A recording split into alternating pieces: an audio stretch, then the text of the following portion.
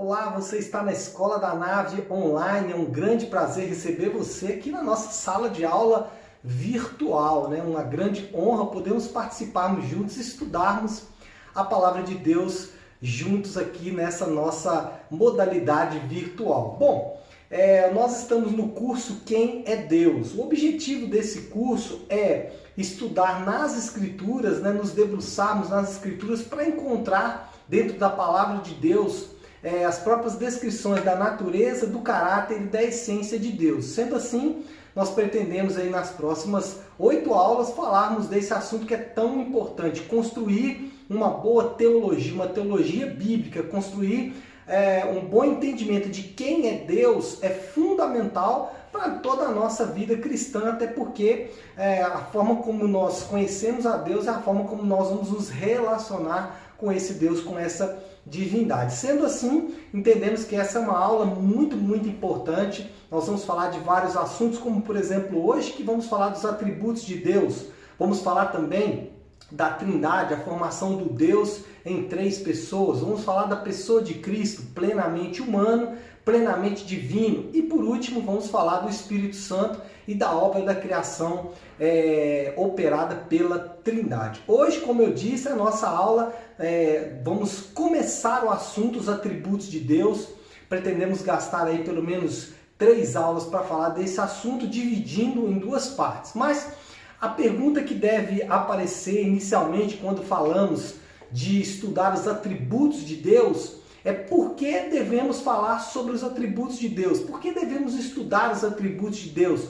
Qual é o verdadeiro objetivo por trás do estudo desta aula? Entender quais são os atributos de Deus. Bom, o primeiro motivo, e talvez o motivo principal, é para não incorrer num erro muito comum, que é de focalizar em apenas um atributo de Deus, focalizar a nossa atenção em apenas uma parte da natureza de Deus e ignorar outra parte dessa natureza. Isso acontece com grande frequência quando a gente vê, por exemplo, pessoas que dão mais ênfase ao amor de Deus do que à justiça de Deus, pessoas que dão mais ênfase à bondade de Deus e esquecem da ira, pessoas que dão muita ênfase à misericórdia de Deus, esquecendo também da sua capacidade de julgar e de coordenar e de soberanamente conduzir todas as coisas. Sendo assim, é importantíssimo estudarmos sobre os atributos de Deus, até para entender como esses atributos funcionam na interatividade entre a divindade e a sua criação, no caso, o homem. Lembrando que na semana passada nós comprovamos a existência de Deus e uma das provas, né, de que Deus existe é exatamente essa interatividade que Deus tem com a sua criação. Bom, mas o que são atributos? Atributos são características do caráter. Nesse sentido, nós devemos sempre nos recordar de que o que sabemos de Deus foi Ele mesmo quem nos revelou, tanto através das Escrituras como da criação, em especial do homem. Na semana passada nós estudamos isso. O que nós estudamos? Que Deus, ele prova a sua existência, primeiro, pelas Escrituras, ou seja, durante toda a Bíblia nós encontramos provas contundentes de que Deus existe. Em toda a narrativa bíblica, o pressuposto central é que Deus existe. Além disso, ao olharmos para a natureza, o universo, as coisas criadas, o próprio funcionamento do planeta Terra, e em especial ao olharmos para o homem, nós encontramos nessa criação, nessa ordem criada por Deus, nós encontramos a prova de que Deus existe. E nessas provas nós também encontramos o caráter de Deus. Então, além de, ao olharmos para a criação e olharmos para as Escrituras, nós encontramos a prova de que Deus existe, nós também encontramos as características, a natureza e a essência desse Deus criado. Ou seja, toda a revelação que Deus faz dele mesmo, ele faz em linguagem antropomórfica. O que é linguagem antropomórfica? É linguagem que fala de Deus em termos humanos, ou seja, em forma humana. Por exemplo, vou dar um exemplo muito interessante. Quando nós falamos que Deus é eterno, nós estamos falando de uma característica de Deus a partir de linguagem humana. Por quê? Porque entendemos primeiro o que é eternidade. Ao entender a eternidade, podemos entender Deus. Ao entendermos que eterno é algo que não tem começo, não tem fim, podemos aplicar esse entendimento humano a uma característica de Deus. Portanto, toda a revelação que nós temos de Deus, e isso é importante para o nosso estudo, toda a revelação que nós temos de Deus, ela é feita nessa linguagem. Então, por exemplo, quando a gente fala que Deus é amor, nós estamos partindo de uma linguagem antropomórfica, ou seja, amor essencialmente é algo humano. A partir dessa revelação de algo humano, nós então começamos a entender qual é a coisa criada. O professor Adalto Lourenço, inclusive, chega a dizer que Deus cria essas coisas para revelar quem Ele é, e não o contrário. Eu concordo com ele. Então, por exemplo, Deus criou a eternidade, né? E em Salmos nós vamos ver que Deus é o Pai da eternidade. Então, ou seja, Deus cria a eternidade simplesmente para poder se apresentar para mim, para você, como Deus eterno. Ainda assim, né, ainda diante de todo esse conhecimento que temos, nós não podemos conhecer tudo sobre Deus. Embora as Escrituras dizem que Deus é verdadeiro e ela mostra características desse Deus verdadeiro, as Escrituras provam e mostram quem é esse Deus, dá características desse Deus. Todo esse conhecimento que temos não é exaustivo, não é final. Ou seja, há características de Deus, há coisas sobre Deus que nós não conhecemos. Talvez conheceremos um dia ou não. Nós não temos essa certeza de que um dia conheceremos tudo sobre Deus. Mas o ponto qual que é? É que nós temos algum tipo de conhecimento de Deus, e em cima desse conhecimento de Deus, em cima desse esparso conhecimento que temos de Deus, é que nós vamos estudar um pouco sobre esses atributos dele. Para estudarmos os atributos de Deus, inicialmente é importante nós dividirmos esses atributos em duas categorias, os chamados atributos incomunicáveis. Na verdade, a teologia não usa bem o termo incomunicável, ela vai usar o termo menos partilhado ou mais partilhados. Então, os atributos incomunicáveis seriam aqueles atributos menos partilhados, e os atributos comunicáveis são aqueles mais partilhados. Então nós vamos dividir a nossa aula, não a de hoje, mas essas próximas 3 aulas, nesses 2 pontos. Hoje nós vamos tratar essencialmente dos atributos incomunicáveis, ou como eu disse, os menos partilhados.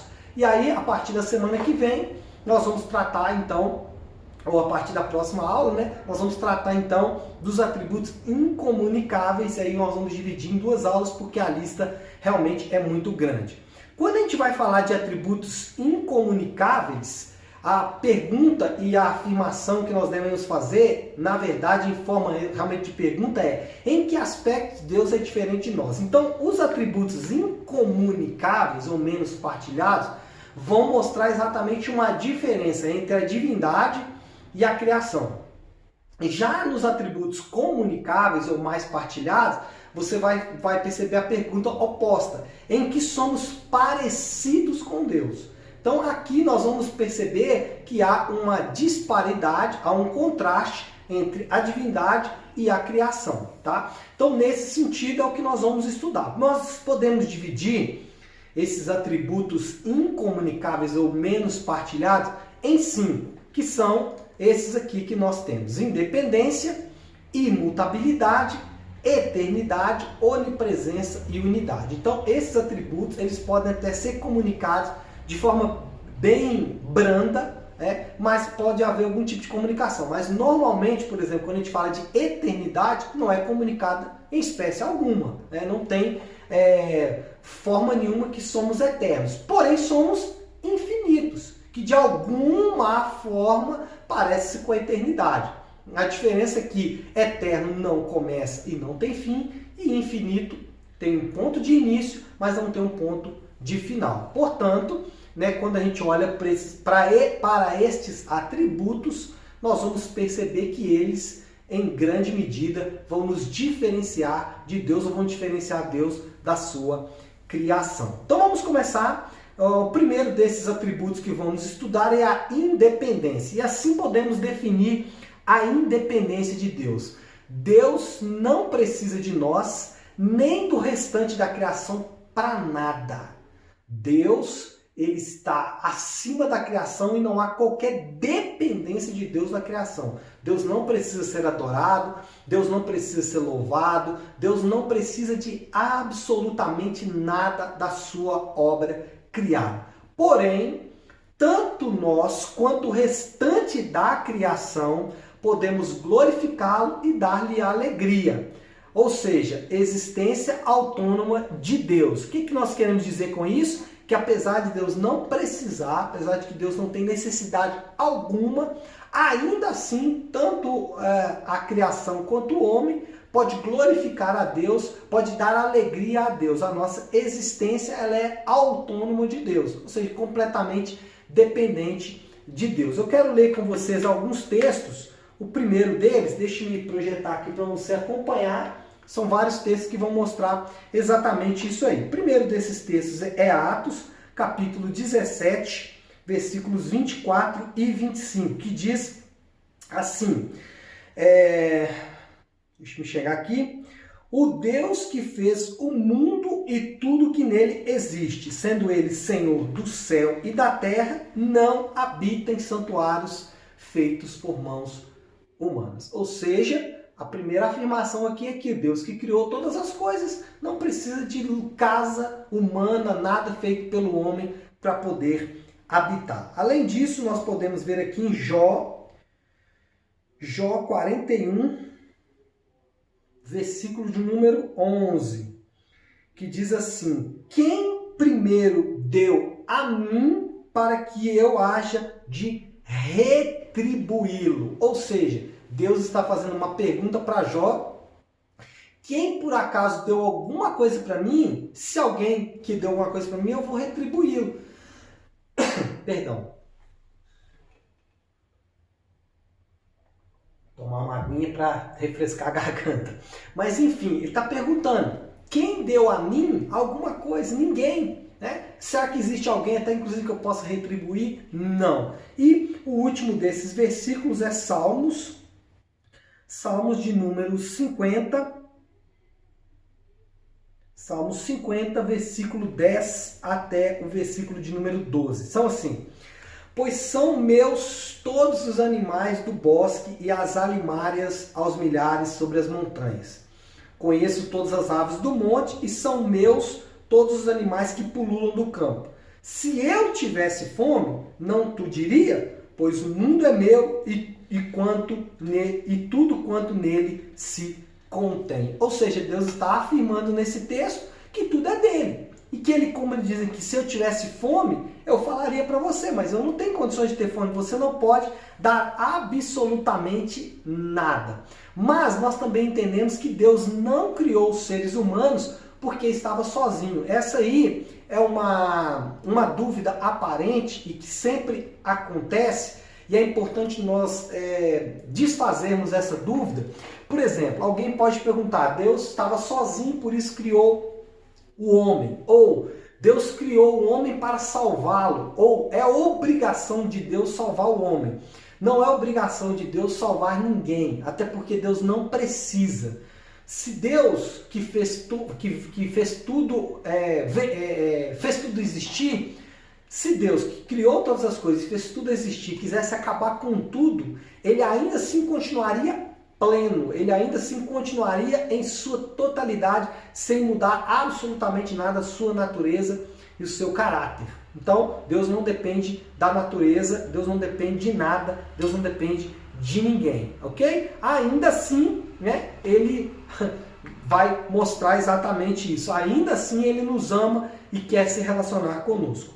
Vamos ler esses textos que eu separei para vocês aí. O primeiro deles é João, vão ser 2 versículos em João 17. O primeiro é o versículo de número 5, que diz o seguinte, e agora, glorifica-me, ó Pai, contigo mesmo. Olha, por que a gente fala que na divindade não havia absolutamente necessidade de nada? E que Deus não criou nada porque ele precisava. Por quê? Olha o que esse texto está dizendo. Que já na Trindade, já na existência, antes de toda a existência, já havia plenitude. vou voltar ao texto. Jesus falando: e agora glorifica meu Pai, contigo mesmo, com a glória que eu tive junto de ti, antes que houvesse o mundo. Ou seja, antes que houvesse o mundo, toda a criação que Jesus está se referindo, o cosmos, né?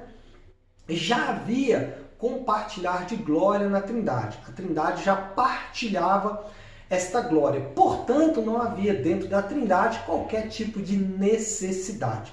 Agora eu vou andar um pouco mais ainda nesse capítulo 17, vou até o versículo de número 24, que diz o seguinte: Pai, a minha vontade é que onde eu estou estejam também comigo os que me deste, para que vejam a minha glória, que me conferiste, porque me amastes antes da fundação do mundo.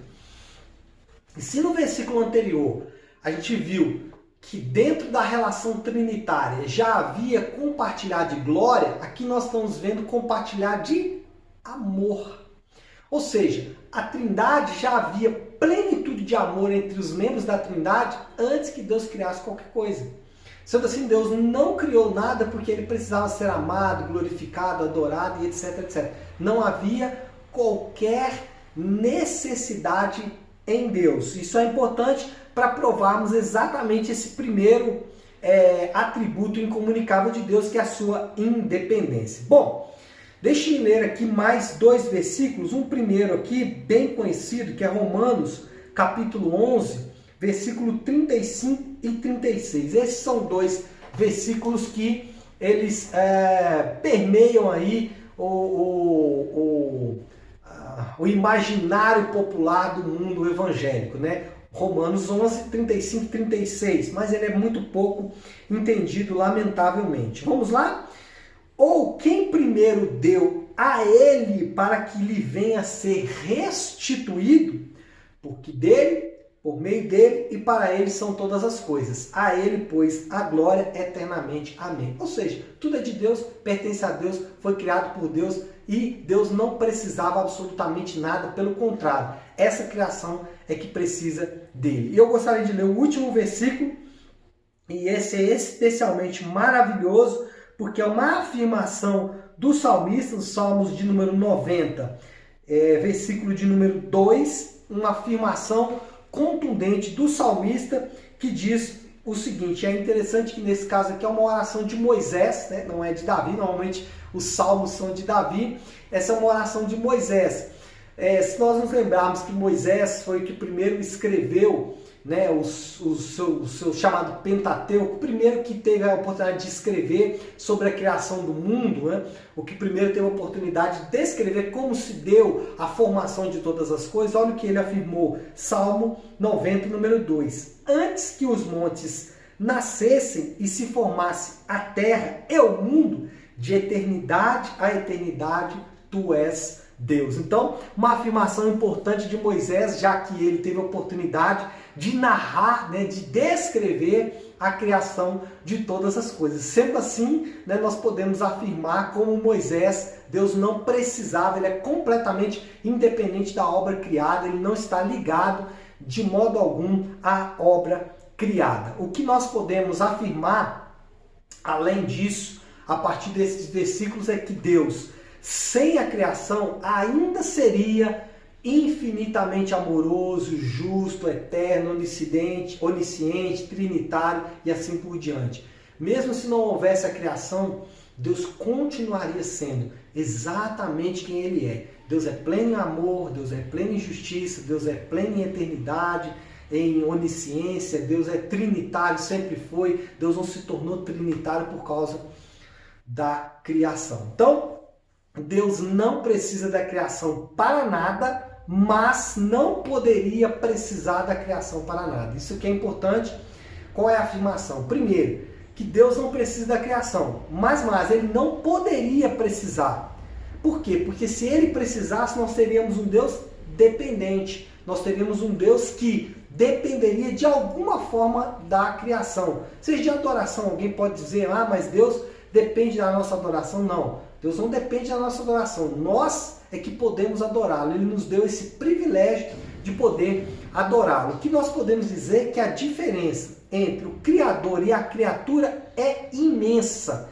E como nós afirmamos isso? Deus Aliás, nós existimos enquanto Deus sempre existiu. Essa diferença é cabal.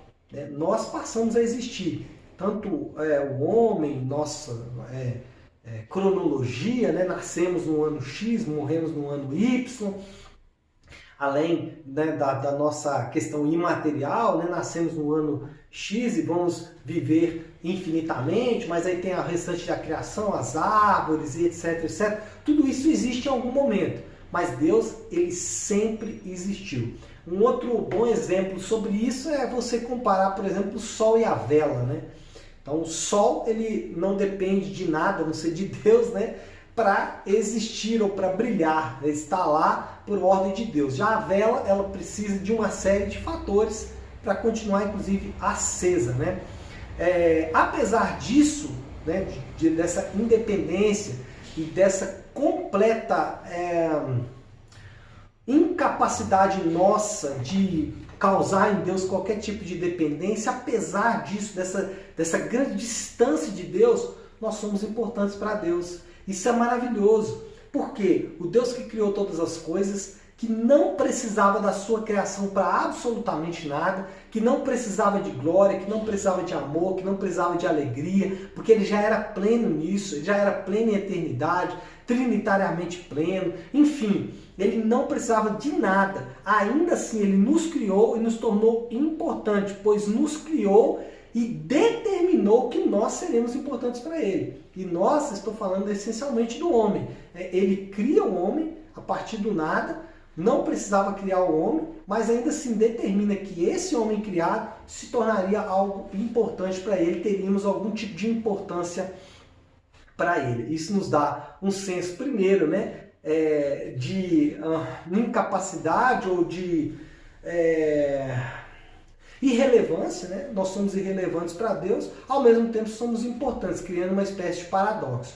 Somos irrelevantes porque Deus não precisa de nós para absolutamente nada. Por outro lado, somos importantes porque Ele determinou que assim o fôssemos. Deixe-me ler com vocês mais 3 textos que vão exatamente comprovar isso que eu acabei de dizer. O primeiro desses textos é Isaías 43, versículo de número 17. Aliás, desculpa, versículo de número 7, Isaías 43, 7, que diz assim: a todos que são chamados pelo meu nome, os que criei para a minha glória. Ou seja, olha o que Deus está afirmando: todos que eu chamei pelo meu nome, os que criei para a minha glória. Ou seja, apesar de não precisar, ainda assim Ele nos cria e determina que nós poderíamos glorificá-lo.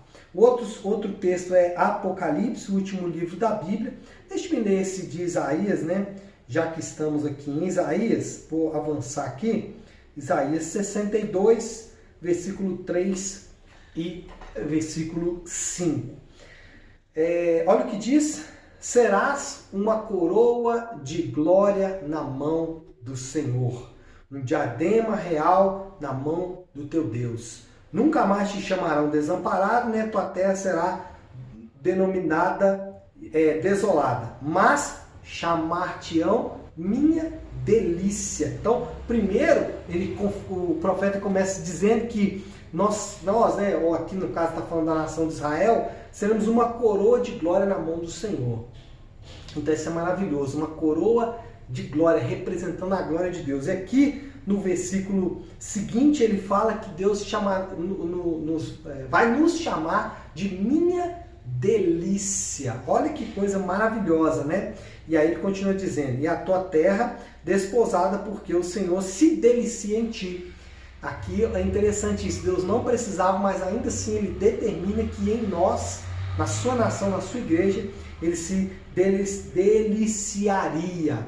Ele continua dizendo: e a tua terra se desposará, porque como a jovem desposa a donzela, assim teus filhos te desposarão a ti. Como o noivo se alegra da noiva, assim de ti se alegrará o teu Deus. Ou seja, Deus não precisava nos criar para a sua própria alegria, ele não precisava, mas ainda assim ele nos cria e nos dá essa condição de alguma forma, esse privilégio de alguma forma poder causar nele essa alegria. É ou não é maravilhoso isso, gente? É maravilhoso. Vamos ler o último texto, Apocalipse, capítulo de número 4, versículo 11, que diz: Tu és digno, Senhor e Deus nosso, de receber glória, honra e poder, porque todas as coisas tu criaste, sim, por causa da tua vontade vieram a existir e foram criadas. Tu é digno, Senhor, de receber. Aqui nós entramos num ponto que é importante,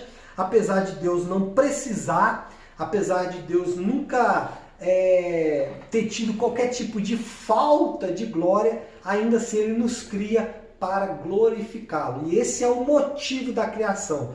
Deus não criou nada para que ele se alegrasse ou para que essa criação que ele criou, né, a obra da sua criação, pudesse amá-lo ou adorá-lo, nada disso. Né? Deus não cria nada porque ele tem qualquer tipo de necessidade. Ainda assim, ainda assim ele nos cria e nós podemos causar alegria, amor e etc, etc. Mas mais, o objetivo central de Deus nos criar foi para a sua própria glória, que ele é digno. Porque aí você pode falar, mas espera aí, se Deus criou para a glória dele é porque ele queria. Não, a glória é devida porque ele é digno de receber essa glória. A glória, como eu disse, é devida. Eu devo glorificá-lo. Se eu não glorificá-lo, aí estaria cometendo um erro. Aí sim seria um pecado. Não glorificar a Deus é um erro. Portanto, quando Deus diz, né, que ele é digno de toda a glória, ou quando ele exige que a sua criação o adore, ele não está fazendo nada a não ser exigir algo que é justo, que é digno, pois ele é digno de toda a adoração. Bom, vamos entrar agora no segundo ponto, que é a imutabilidade. Qual que é a definição de imutabilidade? Deus é imutável no seu ser, nas suas perfeições, nos seus propósitos, nas suas promessas. Percebe aqui 4 elementos, né? Deus é imutável no ser, perfeição, propósito e promessa. Porém, Deus age e sente emoções de modos diversos diante de situações diferentes. Isso é importante por quê? Porque aparentemente, nós vamos estudar isso um pouco mais à frente, aparentemente parece que Deus muda, mas não é isso que nós aprendemos ao ler as Escrituras. Nós aprendemos ao ler as Escrituras que Deus é imutável, que ele não muda de forma alguma, que ele permanece o mesmo para sempre. Assim como ele sempre foi, ele sempre permanecerá. Nem a obra criada mudou Deus. Deus é imutável em seu ser, mas também é imutável nas suas perfeições. Deus é perfeito, sempre será pleno em todas as suas características. Deus também é imutável nos seus propósitos. Os propósitos de Deus não mudam em tempo algum, em hipótese alguma. E, por último, Deus ele é imutável nas suas promessas. O que Deus prometeu, né, ele vai cumprir de forma cabal. Mas ainda assim, de tempos em tempos, nós vamos ver Deus agindo e sentindo emoção de forma diferente diante de situações diferentes. Então Deus ele vai sentir amor, né? Ele vai sentir, por exemplo, ciúmes em algum momento, né? Em outro momento zelo, né? Em outro momento amor, enfim. Nós vamos estudar melhor isso para entender. Deixa eu ler com vocês alguns textos e aí a gente vai desenvolvendo o raciocínio a partir desses textos. O primeiro deles é Salmos de número 102, Salmos 102, versículo 25 a 27. Deixa eu abrir aqui o 22. Salmo 102, 25 a 27, que diz assim: Em tempos remotos lançastes os fundamentos da terra. Os céus são obra das tuas mãos. Eles perecerão. Olha só. O salmista está dizendo o seguinte: em algum tempo o Senhor lançou os fundamentos da terra, que são obras da tua mão. Eles perecerão. Em algum momento esse céu e essa terra vai passar. É uma promessa de Deus. Mas tu permanece. Todos eles envelhecerão como uma veste. Como roupa os mudará e serão mudados. Tu, porém, és sempre o mesmo e os teus anos jamais terão fim. Então, é uma afirmação contundente. O salmista está partindo da criação, do mundo essencialmente, dizendo que toda a criação vai mudar, dizendo que o mundo vai passar, os céus vão passar, passarão, isso é uma promessa de Deus. Porém, o salmista está afirmando, tu, porém, és sempre o mesmo. Não sofre qualquer tipo de mudança. E o texto que é bem conhecido, que é Malaquias, capítulo de número 3, versículo de número 6. Esse texto é bem conhecido, diz, porque eu, o Senhor, não mudo. Por isso, os filhos de Jacó não sois consumidos. Então, o que Deus está afirmando aqui é que ele não muda e por isso nós não somos literalmente exterminados, porque existem promessas de Deus e nós vamos ver na semana que vem sobre os atributos comunicáveis e um dos atributos é paciência. E Deus tem paciência porque ele não muda em suas promessas. Suas promessas permanecem para sempre. Tá? Outro texto também bem conhecido, está no Novo Testamento, é Tiago, capítulo 3.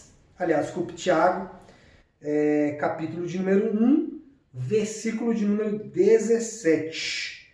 Tiago 1, 17 diz o seguinte: toda boa dádiva e todo dom perfeito são lá do alto, descendo dos pais do Pai. Desculpe, né? Vamos ler esse negócio direito, né? Toda boa dádiva e todo dom perfeito são lá do alto, descendo do Pai das luzes, em quem não pode existir variação ou sombra de mudança.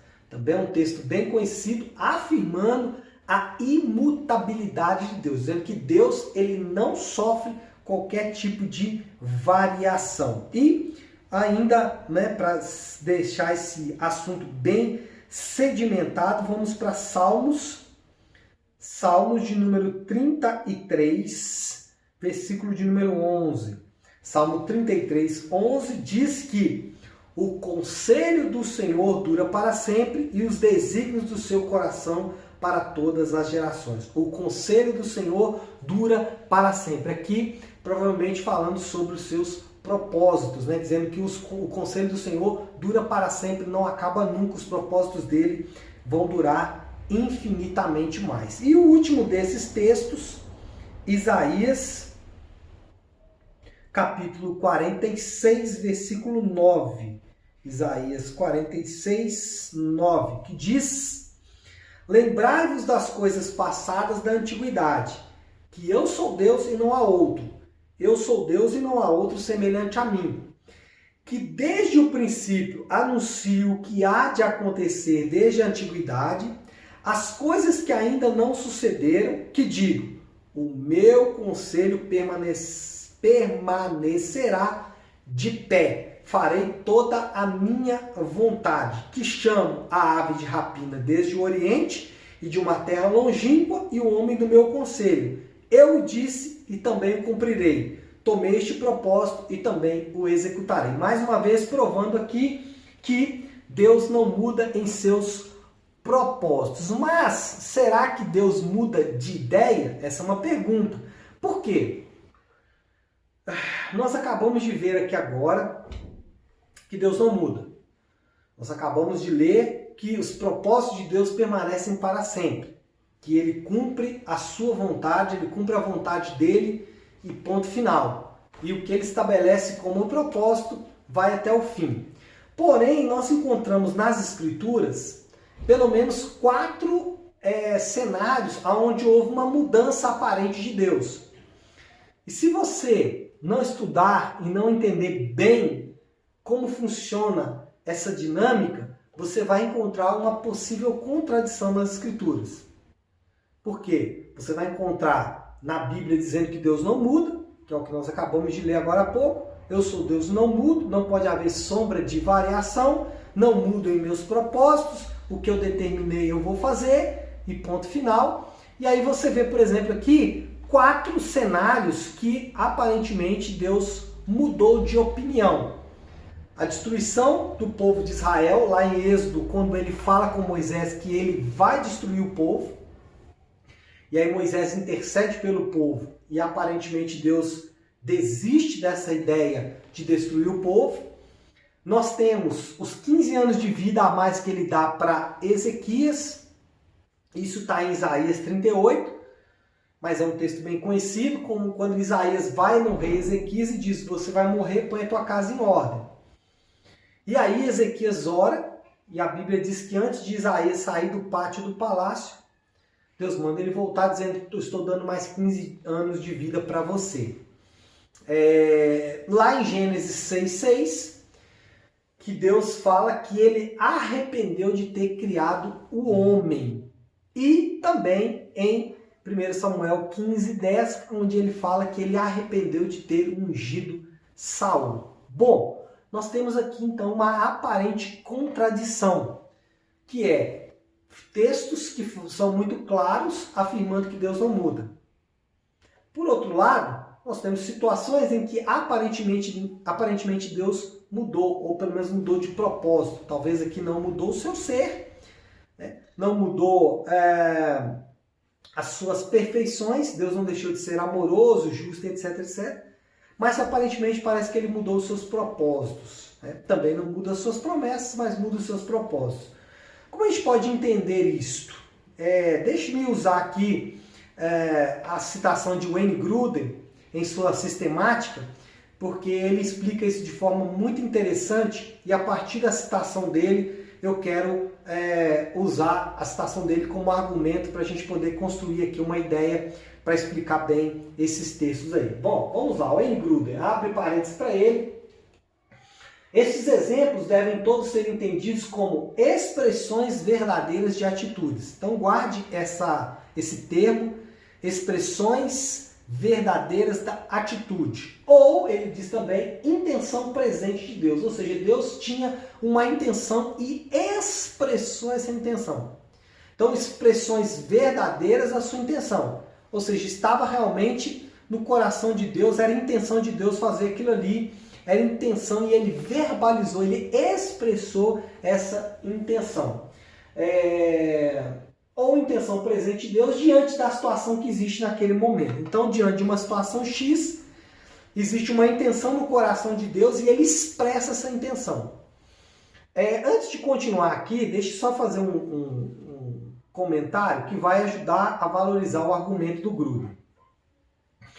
Quando a gente olha para toda a criação, então a gente percebe que há uma ordem criacional. Por exemplo, existem, sei lá, milhares, milhões, bilhões, não sei quantos tipos de planeta.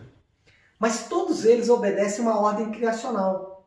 Todos eles são constituídos de forma ovalada, esférica. Você não vê planetas quadrados, por exemplo. É sempre de forma esférica. Quando você olha a formação da água, a água obedece uma ordem criacional. O homem obedece uma ordem criacional. 2 pernas, 2 braços, tirando as anomalias, e os defeitos físicos, né, as deficiências físicas, normalmente essa é a ordem criacional. Então, por que isso é importante? Porque quando a gente fala que Deus muda a sua atitude, isso mostra que havia outras formas de se fazer a mesma coisa. Então, quando a gente fala da ordem criacional, que Deus criou todas as coisas nessa ordem, não significa que só havia essa forma de ser feita.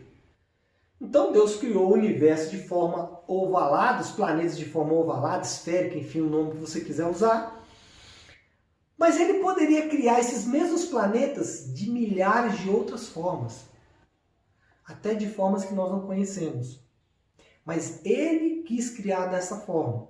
Mas na cabeça de Deus, no raciocínio de Deus, as outras formas estavam dispostas.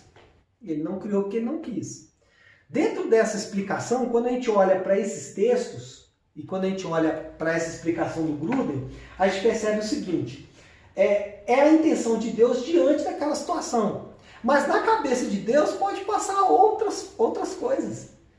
Ou seja, Deus ele não ia destruir o povo de Israel, mas passou pela cabeça dele destruir.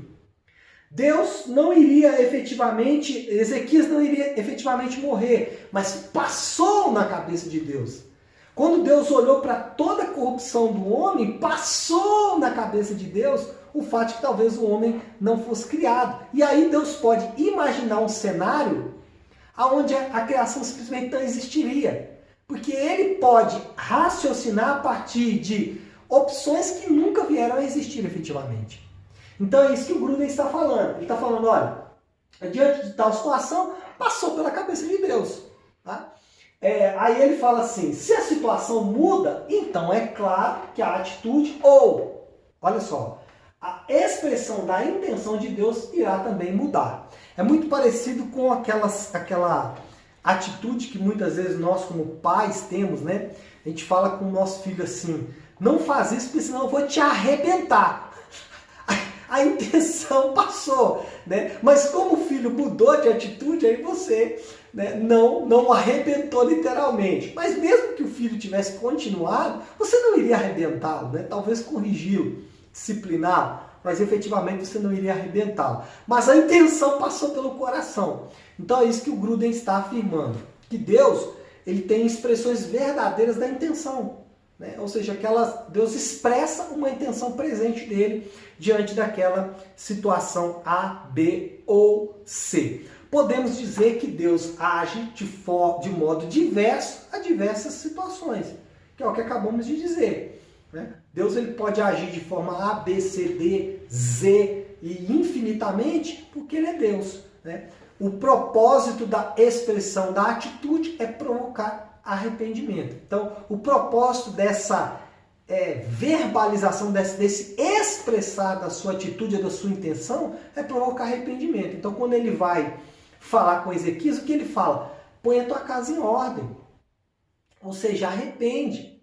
Né? Porque você pode morrer agora. Na verdade, Deus já sabia que ele viveria aqueles 15 anos e Deus faria isso. Mas Deus usa a expressão da sua intenção para chamar a atenção. Quando Deus fala com Noé, né, arrependi de ter criado o homem, o que ele está querendo fazer? Produzir arrependimento. Falando, olha, tá vendo? O mal que vocês causam para a criação é tão grande que eu me arrependo de criá-los. Então arrependam-se. Né? E os outros exemplos, como o que eu dei do deserto, enfim, são todas expressões da vontade de Deus. Né? Mas, né, a curto prazo, né, trouxe para Deus um pesar. Deus efetivamente não queria fazer aquilo, mas Deus expressa porque ele quer buscar o arrependimento do homem, mas a longo prazo, aquela intenção do coração de Deus provocou o propósito que ele tinha. O propósito de Deus a longo prazo era arrependimento e ele conseguiu exatamente isso. Bom, diante da imutabilidade de Deus, nós temos um desafio com alguns indivíduos que são adeptos da chamada teologia do processo. A teologia do processo ela encontra dificuldade exatamente na imutabilidade de Deus. Então, se a grande dificuldade, ou se a teologia do processo fosse real, Deus teria que mudar. Então, você percebe que sempre que aparecem algumas teorias, elas esbarram exatamente nos atributos de Deus. Então, essas teorias não podem ser verdade porque elas vão comprometer os atributos de Deus. Então, pense nos atributos de Deus como limites, como paredes. E você pode pensar o que você quiser, você não pode ultrapassar aqueles limites. Então a teologia do processo, por exemplo, ultrapassa um limite, que é o limite da imutabilidade de Deus. Vou dar um outro exemplo aqui. A teologia dos testemunhos de Jeová ultrapassa um limite, porque ela ultrapassa o limite da Trindade, dizendo que Deus é soberano, mas que os outros seres da Trindade, as outras pessoas da Trindade não são deuses. Né? E aí, o que acontece? Compromete esses limites. E aí compromete toda a teologia. Nesse sentido, falando da teologia do processo, por quê? Porque a teologia do processo ataca a imutabilidade de Deus. Bom, deixa eu só definir aqui o que é a teologia do processo. Talvez você não conheça, tem alguns adeptos no Brasil. Mas isso, na verdade, essa teologia do processo, ela, de certa forma, ela permeia aí o folclore evangélico, né? No meio dos evangélicos isso é muito comum, em meio às orações, etc, etc, meio que a teologia do processo ela funciona. Quem nunca viu, por exemplo, alguém dizendo, Deus está triste. Nós estamos aí passando por um momento de confinamento, de coronavírus, e pessoas estão morrendo no mundo. E aí às vezes você vê na internet alguém publicando um artigo dizendo, Deus está triste. O que é isso? Isso mostra que Deus está interagindo tanto com a sua criação que ele também ficou triste com tudo que aconteceu. Não, Deus não está triste, ele não está impassível a isso. Mas Deus ele está comandando, governando toda essa situação. Mas vamos falar de teologia do processo? O que a teologia do processo diz? Ela defende que o processo e a mudança são aspectos essenciais da existência genuína. Então o que a teologia do processo partiu de qual pressuposto? De que tudo que existe genuinamente, qualquer coisa que existe, ela passa por um processo de mudança. Então esse equipamento aqui foi criado um dia.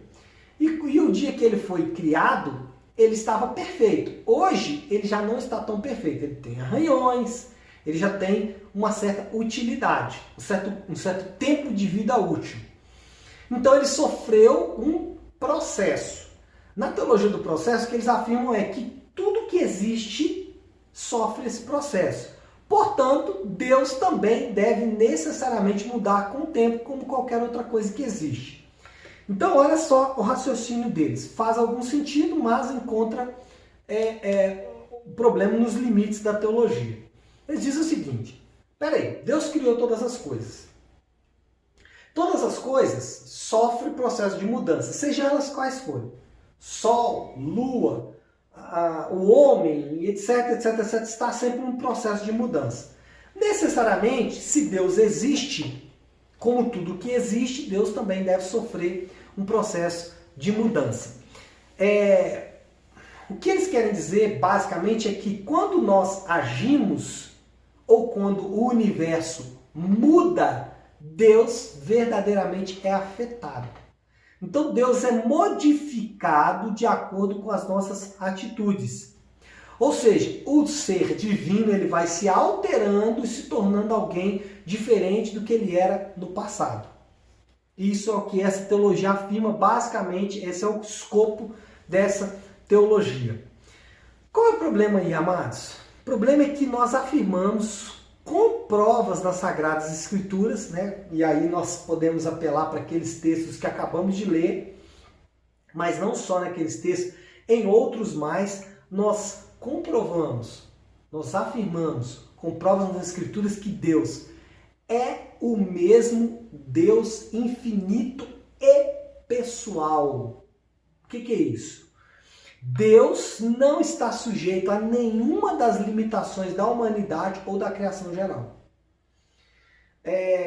A teologia do processo encontra barreira nas provas das Escrituras, porque de acordo com as Escrituras, Deus é ao mesmo tempo infinito e pessoal. Deus ele é no mesmo ser infinito, ou seja, ele nunca vai deixar de existir, é eterno, etc, etc, mas ainda assim é um Deus pessoal.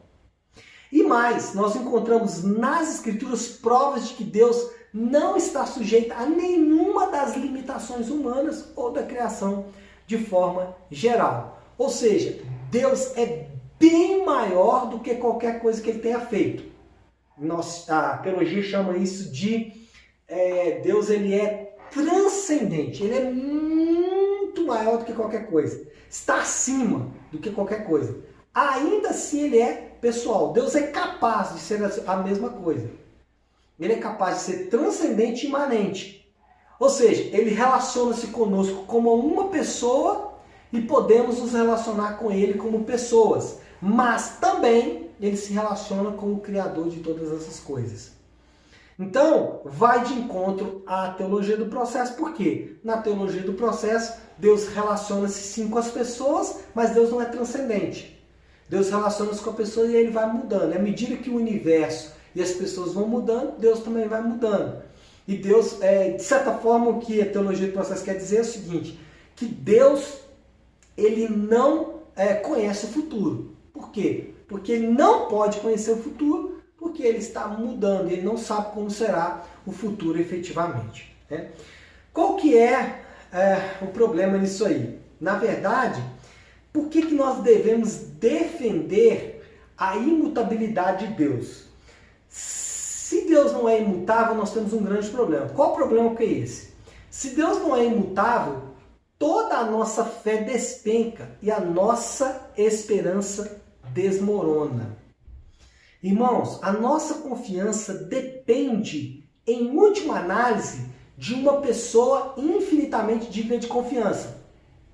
O que eu quero dizer com isso?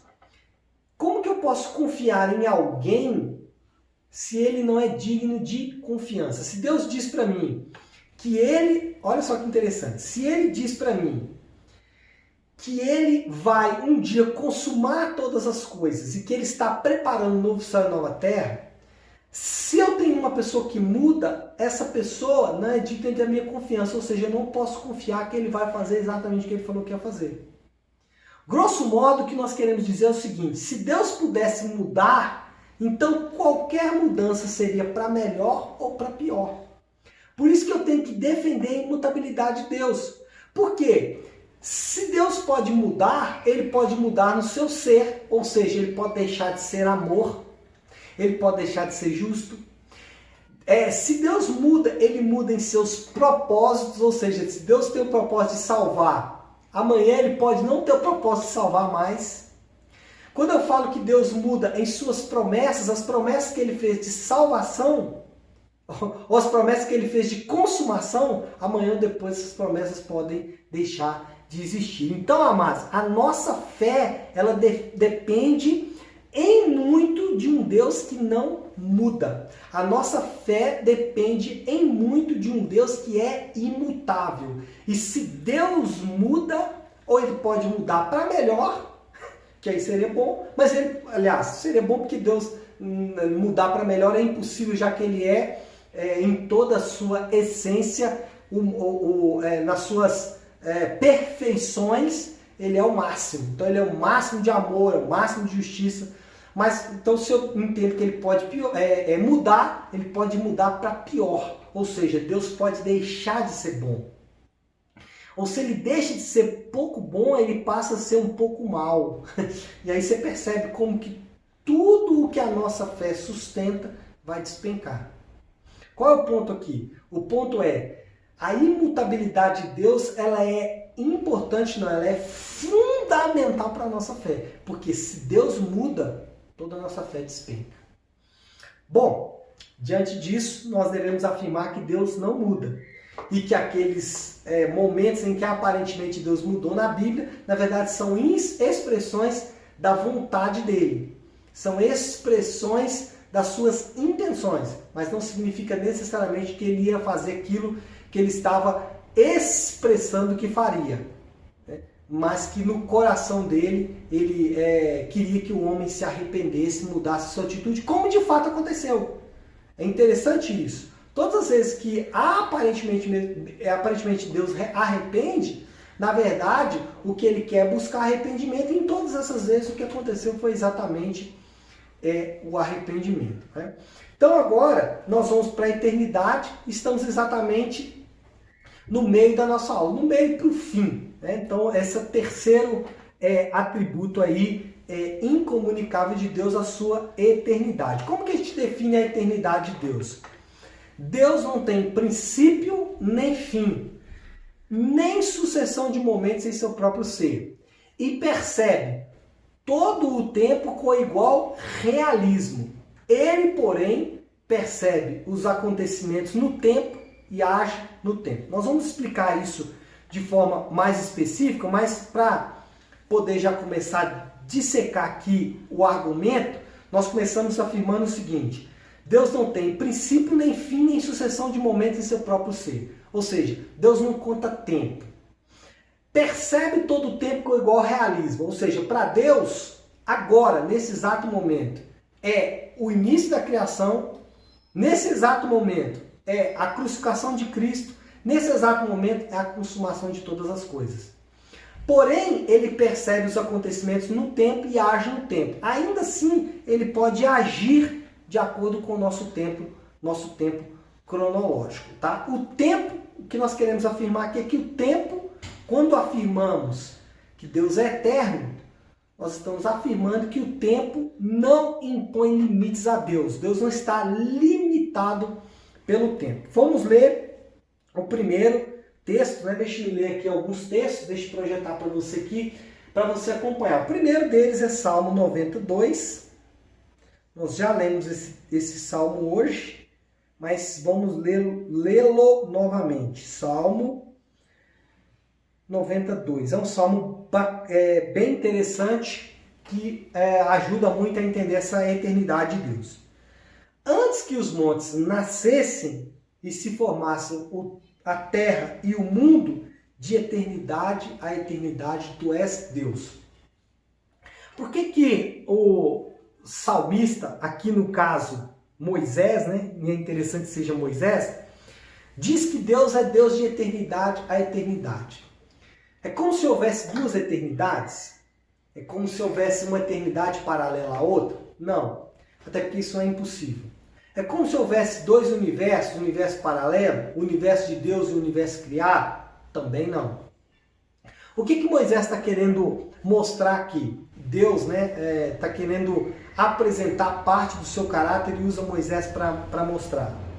É que se houvesse a possibilidade de haver uma outra eternidade, Deus estaria lá. Por quê? Porque Deus não está preso ao tempo. O fator tempo, inclusive, foi criado por Deus. Deus cria o tempo. Quando Deus cria todas as coisas, Ele cria contagem de tempo. Mas Deus, Ele está acima dessa contagem de tempo. Então, alguém perguntar, por exemplo, assim, quando é que Deus existiu? Não faz sentido. Por quê? Porque Deus efetivamente não foi criado em um momento. Porque antes de se criar qualquer coisa, Deus criou os momentos, ou seja, os tempos. Então Deus não pode existir em algum momento, porque Deus cria os momentos. Essa é a afirmação que nós queremos fazer aqui, e essa é a afirmação que Moisés faz quando ele diz que Deus é Deus de eternidade em eternidade. Mas vamos ler aqui o próximo, que é Jó, capítulo 36, versículo 26. Jó 36, 26. Diz assim: eis que Deus é grande e não o podemos compreender. O número dos seus anos não se pode calcular. Aqui está muito claro. Deixa eu ler agora Apocalipse 1, 8. O que diz em Apocalipse 1, 8? Eu sou o Alfa e o Ômega, diz o Senhor Deus, aquele que é e que era e que há de vir, o Todo-Poderoso. Primeira afirmação, eu sou o Alfa e o Ômega, e Alfa e Ômega, eu sou o princípio e eu sou o fim. Ele não está dizendo, eu estava no princípio, ou eu tive um princípio. Não, eu criei o princípio, eu que dei início à contagem. Quem criou Deus, ou em que momento Deus veio existir, é irracional. Porque em que momento Deus veio existir, sendo que Ele cria os momentos, Ele dá início ao princípio, aquele argumento que falamos anteriormente. E o último texto é João, aqui é Jesus falando, João 8, versículo 58. Olha o que diz João 8, 58. Respondeu-lhe Jesus, em verdade vos digo, antes que Abraão existisse, eu sou. Aqui mais uma vez, fazendo uma contagem ali para o seu público, né? Ele está falando, olha, antes que Abraão viesse a existir, eu o sou, e aqui eu sou é uma boa figura para mostrar exatamente o Deus eu sou, né? Jesus provando que ele é parte da Trindade. Bom, quando a gente fala que Deus é eterno, nós estamos falando que ele é eterno em seu próprio ser, ou seja, o ser de Deus é eterno. O que nós queremos dizer com isso?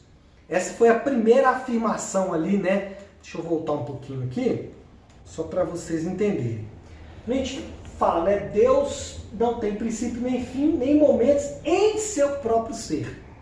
Então nós estamos aqui dissecando essa definição, né, da eternidade de Deus, ou seja, Deus não tem sucessão de momentos em seu próprio ser. O que a gente quer dizer com isso? Então vamos para lá. Deus sempre existiu antes que houvesse tempo. O próprio ser divino não tem sucessão de momentos, nem nenhum progresso de um estado de existência a outro. Então, o que nós queremos afirmar com isso? O tempo não tem existência em si mesmo. Mas, como o resto da criação depende do eterno ser divino e do eterno poder divino para continuar existindo. O que nós afirmamos aqui? Veja bem. Deus sempre existiu antes que houvesse tempo. Ou seja, o ser divino está acima da contagem do tempo. Mas o tempo, ele precisa do restante da criação para continuar existindo. O que é isso? O tempo, ele foi criado em algum momento e ele depende da criação. Por quê? Porque assim como a criação é contada a partir do tempo, o tempo está intrinsecamente ligado com a própria criação. Mas para Deus não é assim. Para Deus, como ele sempre existiu, ele nunca teve uma contagem de tempo a partir dele. E para Deus, como ele está acima do tempo, ele é capaz de, como eu disse, enxergar todas a sucessão de momentos como se fosse um momento oportuno. Ou seja, para Deus agora, é aquilo que eu expliquei, né? É a criação, ou é a crucificação de Cristo, ou é a consumação de todas as coisas. O que nós queremos dizer com isso, amados? Que para Deus, toda a existência é sempre presente. Deixa eu explicar isso melhor. Como Deus criou o tempo, Deus não está preso ao tempo. Então Deus, ele enxerga a contagem de anos como se fosse presente. Deus percebe o tempo com igual realismo. Ou seja, para Deus, todo o tempo é presente, porque para Deus não existe contagem de tempo. Alguém pode dizer assim, quantos anos Deus tem? Para Deus não faz sentido isso, porque Deus cria a contagem de tempo. Então, quando a gente conta os anos, 1, 2, 3, 4, 5 anos, não significa que nós estamos contando, não significa que Deus também está contando esses anos. Para Deus, ele vai perceber essa contagem de anos com igual realismo. Quer ver? Vamos ver alguns textos aí que vai mostrar exatamente isso. Já está aqui, né? Salmo. São textos bem conhecidos. Salmo 94. Esse Salmo 90 é famoso, né? Agora vamos ver o 94. Diz assim: pois 1000 anos aos teus olhos são como o dia de ontem, que se foi, e como a vigília da noite. Então olha só o que Moisés, lembrando que o Salmo 90 é o Salmo de Moisés, está afirmando. Pois 1000 anos aos teus olhos são como o dia de ontem. Ou seja, para Deus a contagem de 1000 anos é como se tivesse acontecido ontem. Deus percebe o tempo com igual realismo. Agora deixa eu ler aqui um texto que também é muito conhecido, já do Novo Testamento. 2 Pedro, capítulo 3, versículo 8. Diz assim: há todavia uma coisa, amados, que não deveis esquecer. Olha o que Pedro está falando. Que para o Senhor um dia é como 1000 anos, e 1000 anos como um dia. Qual a explicação disso? É o que eu acabei de falar. Como para Deus um dia é como 1000 anos, e 1000 anos como um dia, porque Deus percebe a contagem de tempo com igual realismo. Para Deus, a criação está acontecendo agora, o dilúvio está acontecendo agora, Abraão, Jesus, Lutero, o ano de 2020, coronavírus e a consumação de todas as coisas. Para Deus, isso está acontecendo no tempo presente. Por quê? Porque para Deus não há contagem de anos. Isso é fantástico, isso é maravilhoso. Mas permita-me ler aqui um outro texto, que é Isaías. Opa, abre aí. Isaías 46, quando eu estou abrindo esse texto, é bom que eu dou uma respirada. Isaías 46, 9, que diz o quê? Lembrai-vos das coisas passadas da antiguidade, que eu sou Deus e não há outro. Eu sou Deus e não há outro semelhante a mim, que desde o princípio anuncia o que há de acontecer. Por que Deus desde o princípio anuncia o que há de acontecer? Porque para ele não há contagem de tempo. Por isso que a eleição de indivíduos para a salvação faz todo sentido. Porque Deus olha antes da criação de todas as coisas, já sabe quem vai crer, ele já conhece quem vai crer. Por quê? Porque ele estabelece quem vai crer. Então, por isso que lá quando Pedro fala da presciência de Deus, ele está falando exatamente disso. Deus olha lá na eternidade, sabe quem vai crer, porque ele escreve a história daqueles que vai crer. E aí, então, naquele momento oportuno, ele manifesta aqueles que vai crer, aqueles que irão crer. E aqueles que irão crer serão salvos. Portanto, a eleição faz todo sentido a partir da eternidade de Deus. Por fim, nós podemos dizer que Deus enxerga toda a história com grande clareza e realismo. Todo o tempo, desde a criação, é para Deus como se tivesse acabado de acontecer. Do ponto de vista de Deus, qualquer período, seja longo ou curto, é como se tivesse acabado de acontecer. Então podemos afirmar isso, e isso é maravilhoso. Do ponto de vista de Deus, não existe longo tempo ou curto tempo. Para ele, é como se tivesse acabado de acontecer. E isso é fantástico. Deus já está lá na eternidade, na consumação de todas as coisas. Nós olhamos para o milênio falando, falamos é um período de 1000 anos, né? Deus já está lá, já passou por isso, já viu tudo acontecer, mas também Deus está lá no passado. Deus está na crucificação de Jesus, Deus está na criação de todas as coisas, Deus está no dilúvio. Para Deus, isso está acontecendo num lapso de tempo. Numa fração milionésima de segundo. Para Deus não há contagem de tempo, por isso que nós podemos dizer que Deus é eterno. Bom, dito isso, nós podemos entrar no quarto atributo incomunicável de Deus, que é a onipresença. Quando falamos de onipresença, o que nós queremos dizer? Que Deus não tem tamanho nem dimensões espaciais. Está presente em cada ponto com todo o seu ser, porém age de modo diverso em lugares diferentes. Nós vamos explicar cada um desses pontos durante a nossa exposição aqui, durante a nossa aula aqui, mas só para você entender de forma introdutória, assim como Deus cria o tempo, e perguntar quando é que Deus veio a existir é irracional, também de perguntar aonde Deus está é irracional, porque Deus cria espaço, Deus cria tamanho. Então, perguntar aonde Deus está ou tentar procurar Deus em algum lugar é irracional. Por quê? Porque Deus ao mesmo tempo está em todos os lugares, porém, ele vai agir de forma diferente nesses lugares, nós vamos explicar isso daqui a pouco. Então Deus está em todos os lugares. Por quê? Porque Deus cria todos os lugares. Da mesma forma como é irracional falar que Deus, em que momento Deus foi criado porque ele cria os momentos, perguntar onde Deus está também é irracional porque ele cria o onde. Mas nós vamos dissecar isso melhor. Tá?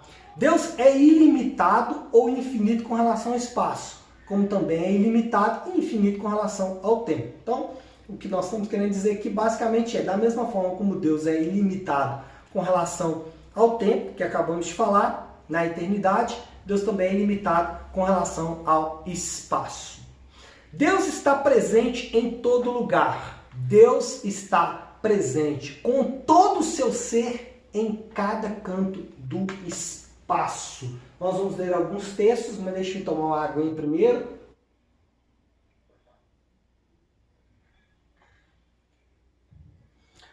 Imagine você pegasse agora a Enterprise, né?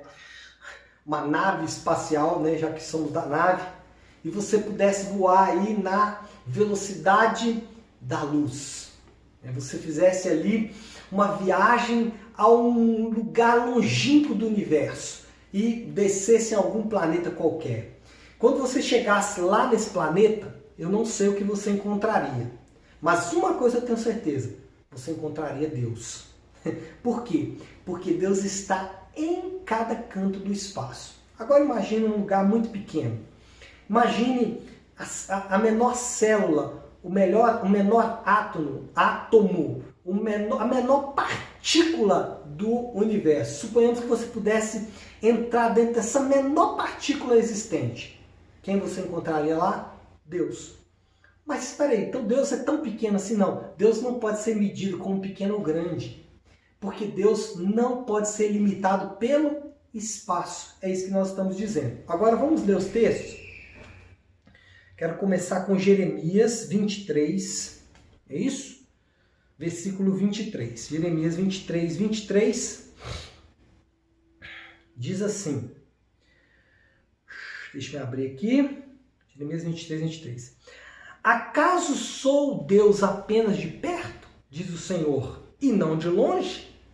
Ocultar-se-ia alguém em esconderijos de modo que eu não veja, diz o Senhor. Porventura não encho eu os céus ou a terra, diz o Senhor. Exatamente o que acabamos de afirmar. O texto está falando que, e olha que ele faz uma referência oposta do que eu fiz, né? Ele está falando assim, acaso eu sou Deus de longe ou de perto? Ou ocultar-me-ia alguém? Será que alguém pode se esconder de alguma forma de mim? Pode se tornar oculto, microscopicamente oculto? Não. Aí ele finaliza dizendo, não encho eu os céus e a terra? É uma referência aos céus, que a gente acabou de falar do espaço. Né? Portanto, confirmando o que nós acabamos de afirmar. O próximo texto é Salmos 139, 7. Opa, passei aqui. Salmos 139, 7. Nós vamos ler do 7 ao 10. Esse aqui é um salmo de Davi, né? E esse também é bem conhecido. Diz assim: para onde me ausentarei do teu espírito? Para onde fugirei da tua face? Se subo aos céus, lá estás. Se faço a minha cama no mais profundo abismo, lá estás também. Se tomo as asas da alvorada e me detenho nos confins dos mares, aqui ele está fazendo uma referência à alvorada, né? ao nascer e ao pôr do sol. Versículo 10. Ainda lá me haverá de guiar-me a tua mão e a tua destra me sustentará. Acabei de falar. Davi faz uma série de referências ao espaço. Né? Será que se eu vou subir no mais alto céu, eu vou encontrar o Senhor? Pego a nave e vou lá para um planeta inabitado, lá está o Senhor. Ou se eu vou para um mundo microscópico, lá também está o Senhor. Né? Então é isso que o salmista está afirmando. Esse também é um texto bem conhecido. Agora deixe-me ler aqui em Atos, capítulo 17, versículo 28. Atos 17, 28, que diz em Atos 17, 28, pois nele vivemos, nos movemos e existimos, como alguns dos vossos poetas têm dito, porque dele todos somos geração. O que eu quero destacar aqui? Pois nele vivemos, nos movemos e existimos. Nele fazemos isso. Agora Colossenses 1, 17... que diz, o quê? Mais ou menos parecido com isso, né? Ele é antes de todas as coisas, nele tudo subsiste. Nele todo espaço subsiste. Então, é exatamente isso que acabamos de afirmar. Nós também podemos afirmar que Deus não tem dimensões espaciais, ou seja, não há como medir Deus. Então, os muçulmanos dizem que Allah é grande, Deus é maior. Alguém poderia dizer, mas Deus é pequeno. Não, Deus é menor. Por quê? Porque Deus, ele não tem condições de ser medido. Não dá para ser medido. Por quê? Porque ele cria as medidas. Mas vamos ver isso aqui de forma bíblica, né? Opa, não passei aqui, né? Os textos, está ali. Mas antes de abrir, deixe só me falar o seguinte. Todo o ser de Deus está presente em toda parte do espaço, em cada ponto do espaço. Então, o que eu estou afirmando aqui? Que todo ser de Deus, toda a essência de Deus, toda a natureza de Deus, toda a perfeição de Deus, todo o amor de Deus, a justiça de Deus, a vontade de Deus, todo o poder de Deus, ele está em cada ponto do espaço. Então, como eu disse, lá na menor medida, no menor ser possível, Deus está lá. Mas eu também afirmo que Deus está em cada ponto do universo. Em qualquer ponto do universo que você pensar, Deus está. Além disso, Deus não pode ser contido por espaço nenhum, por maior que seja. Mesmo afirmando que Deus ele está em todo ponto do universo, eu também afirmo que não há espaço nenhum no mundo que possa conter Deus. E isso é interessante, eu quero pedir a sua atenção aí por mais 25 minutos para a gente poder terminar essa aula. Mas olha só para você ver, deixe-me ler esses textos aqui, já está bem, né? Deixe-me ler esses textos com vocês que vai explicar bem isso que eu acabei de afirmar. O primeiro desses textos é 1 Reis, capítulo de número 8, versículo 27. 1 Reis 8, 27 diz: Mas de fato habitaria Deus na terra, eis que os céus e até os céus dos céus não podem contê-lo. Então, esse texto está afirmando exatamente o que a gente acabou de falar. Que Deus, primeiro, está presente em todo o espaço, em qualquer ponto do espaço, mas não existe lugar nenhum que pode conter Deus.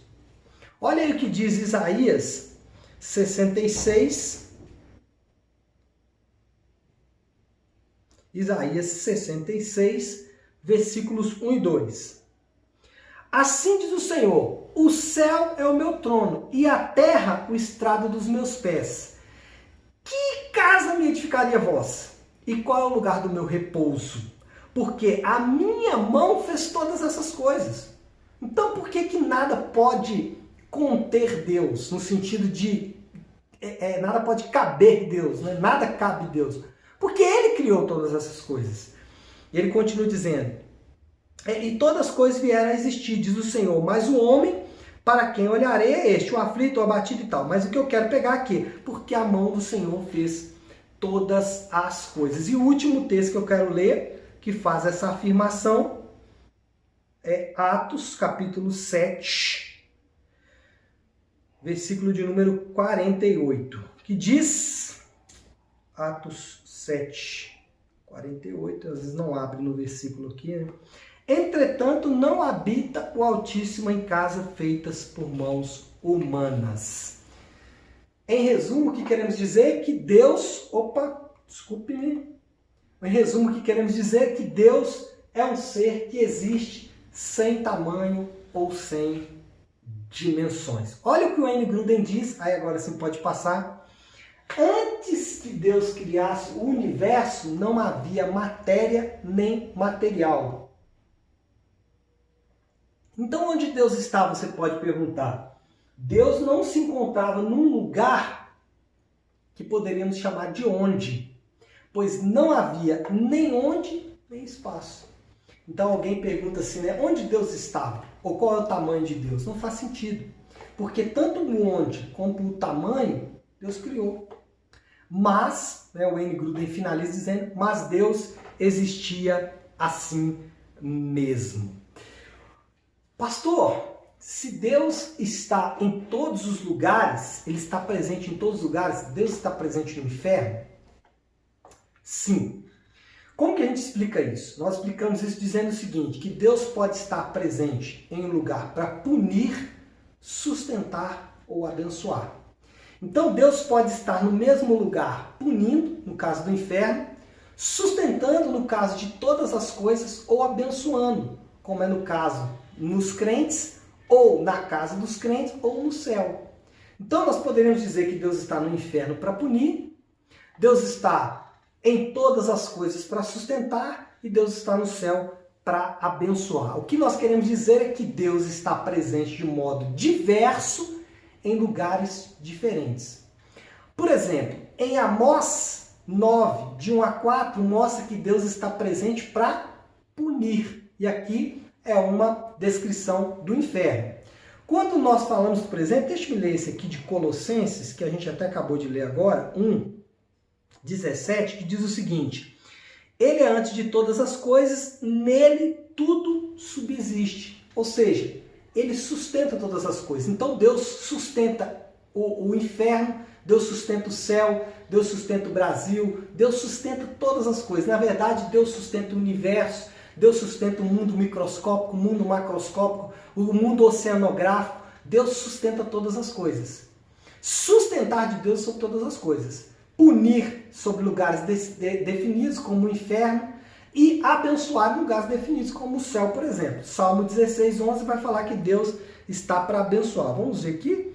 Salmo 16. Cadê o Salmo 16? Opa. Salmo 16:11. Olha lá o que diz. Tu me farás ver os caminhos da vida, na tua presença, ou seja, na presença de Deus, há plenitude de alegria, na tua destra, delícias perpetuamente. Então, esse é um lugar onde Deus está para abençoar. De fato, Deus está presente em todo canto do espaço, com todo o seu ser. Só que ele age de modo diverso em locais diferentes. Alguém poderia dizer, não, eu até acredito que Deus está no inferno, mas lá não está com seu amor. Não, Deus está plenamente com seu amor no inferno.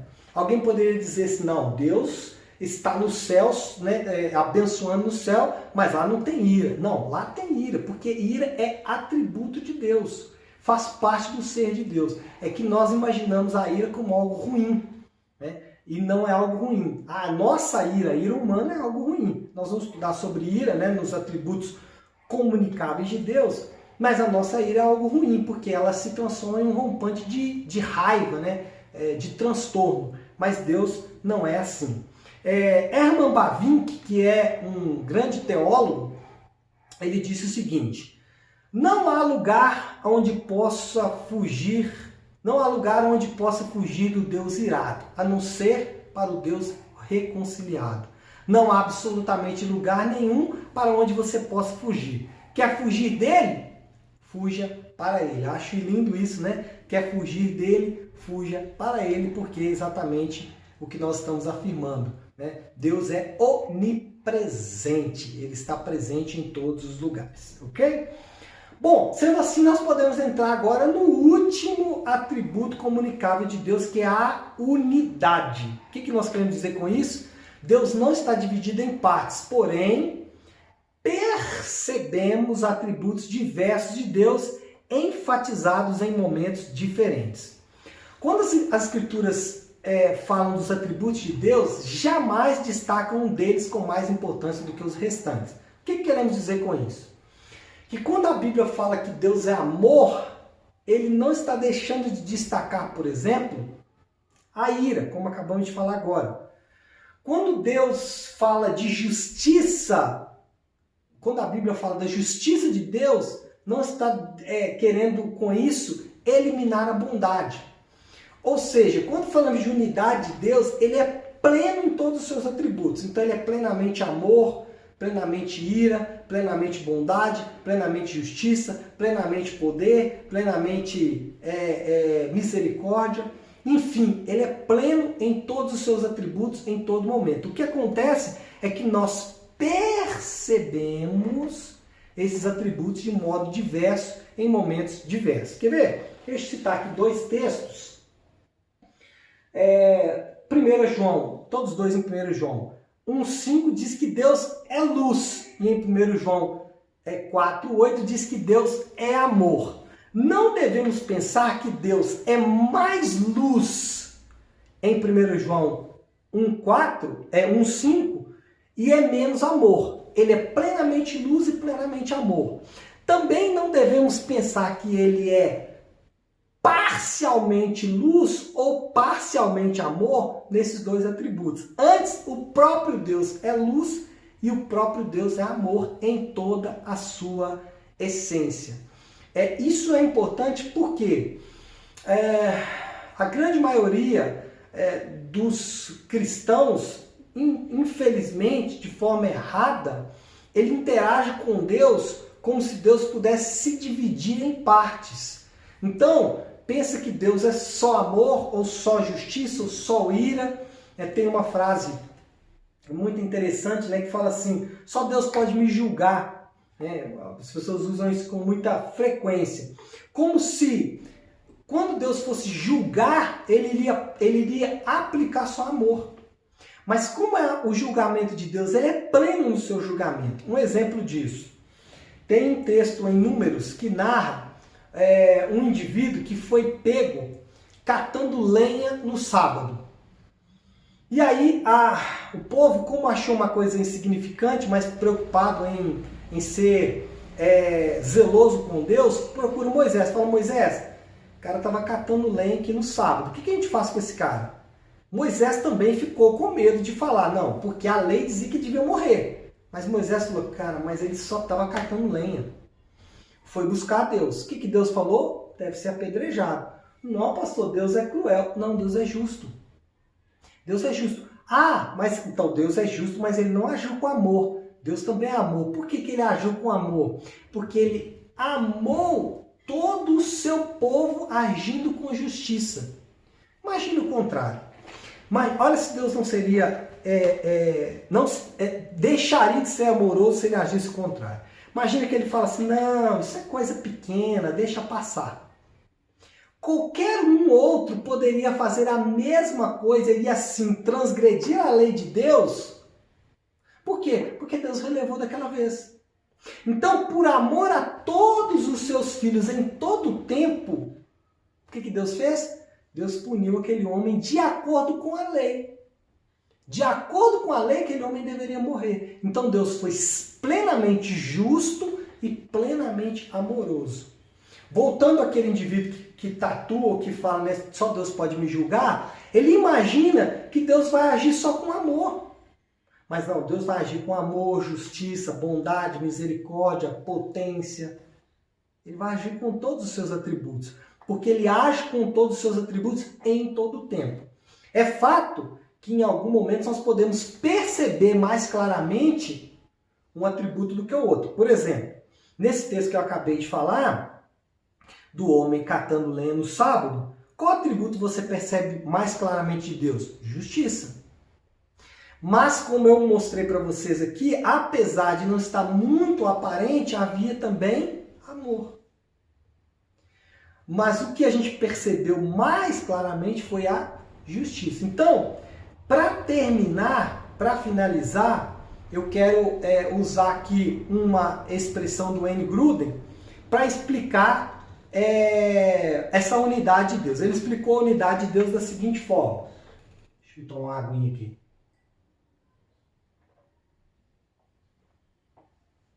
Ele disse o seguinte: jamais devemos pensar, por exemplo, que Deus é um Deus amoroso num momento da história.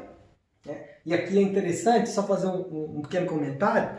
Tem gente que acha que o Deus do Antigo Testamento é diferente do Novo. E como Deus em Jesus agiu com amor, amor que ele não tinha no Antigo. Então é o que o Bruno está falando. Tem pessoas que acham que Deus é amoroso no momento da história e Deus é justo ou irascível em outro momento. Então, tem gente que pensa assim: no Antigo Testamento Deus era só justo e irado. E no Novo ele é só amor. Aqui no Novo eu só vejo o amor de Deus. E aqui no Antigo eu só vejo a justiça e a ira de Deus. Isso é errado. Por quê? Tanto no Novo como no Antigo, Deus está agindo com todos os seus atributos. É o que eu falei. Porém, eu posso perceber melhor um atributo em determinado momento do que em outro. Então vamos lá. Tem gente que fala assim: não, no Antigo Testamento Deus era mais irado, as pessoas morriam.